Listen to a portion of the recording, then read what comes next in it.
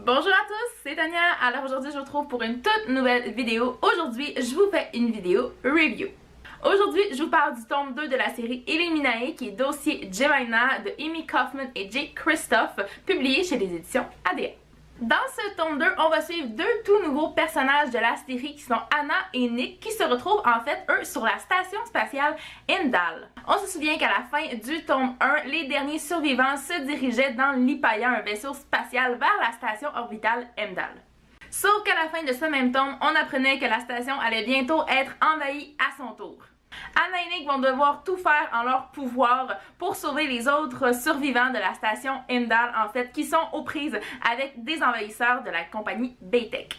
Ce que j'ai pensé maintenant de ce tome-ci, je lui ai mis une super belle note de 4.5 sur 5 parce que sincèrement, ce tome-là était aussi bon que le premier. Je vous dirais que contrairement au tome 1 où l'attaque survient quand même très tôt dans le roman, cette fois-ci on va devoir attendre au moins une centaine de pages avant que l'attaque et l'invasion aient lieu. Je vous dirais donc que j'ai eu un petit peu de difficulté à me faire à l'histoire et à m'attacher aux personnages parce que la façon qu'on les présente, surtout au début du roman, je vous dirais que Anna est présentée comme une vraie princesse, une fille à son papa qui est pourri, gâté, et Nick c'est vraiment le bad boy, le rebelle du vaisseau qui fait un peu partie de la mafia russe sur le vaisseau, qui est aussi un trafiquant de drogue, donc c'est pas un super beau portrait de nos deux personnages en partant.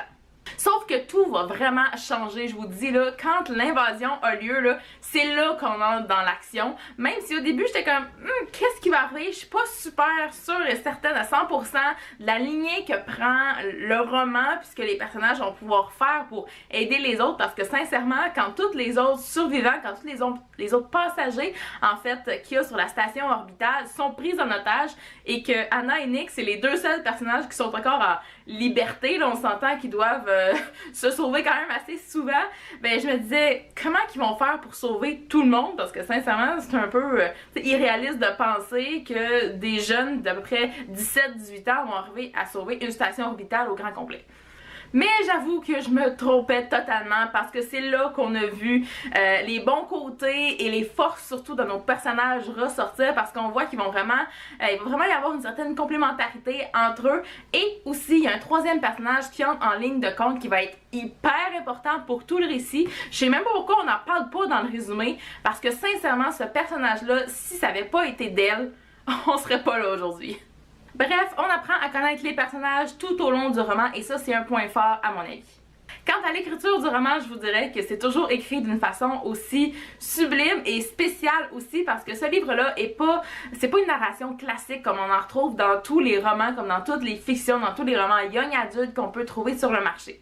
Ce roman-là est écrit sous forme de dossier, donc on va retrouver des fichiers un peu, des courriels, on va retrouver des conversations sur un chat, on va retrouver des dossiers qu'on retrouve un peu partout, des rapports aussi juste de visionnement de caméras de sécurité qu'il va y avoir sur la station orbitale. Donc il y a vraiment toutes sortes de dossiers là-dedans et de formats différents pour suivre l'histoire.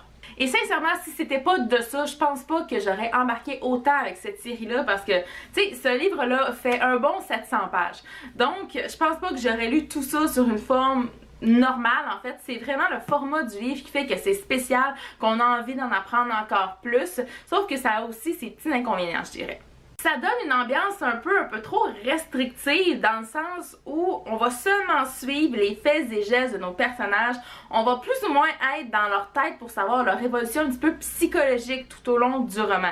On comprend tout ça à travers les conversations qu'ils vont avoir entre eux, en personne ou par message, par chat, etc.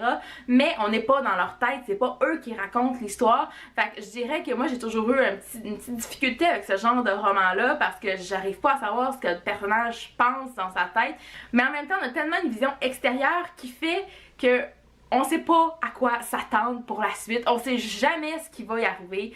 Puis en plus, si on n'avait pas ce point de vue-là, cette façon de raconter l'histoire, on saurait pas qu'il y a un autre danger en plus dans ce roman-là qui est quasiment aussi, même plus dangereux que les envahisseurs de Baytech. Donc ouais, il y avait plusieurs ennemis et ça en est beaucoup de surprises, je dirais.